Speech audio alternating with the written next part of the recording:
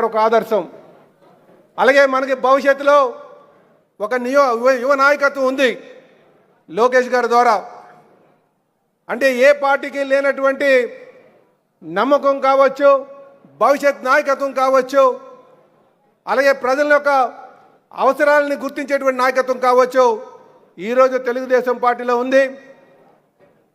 అలాగే ఈరోజు నందమూరి తారక రామారావు గారి ఆశయాల్ని ముందుకు తీసుకువెళ్తామని, అలాగే జాతీయ అధ్యక్షుల యొక్క ఆలోచనల్ని అడుగుజాడలో నడుస్తామని, మనకి భవిష్యత్తు నాయకుడిని ముందుకు తీసుకెళ్తామని చెప్పి తెలియజేస్తూ, అన్నగారికి ఘన నివాళులు అర్పిస్తూ, నాకు ఈ అవకాశం ఇచ్చినందుకు మీ అందరికీ కూడా పేరు పేరున నమస్కారాలు తెలియజేసుకుంటూ సెలవు తీసుకుంటాను.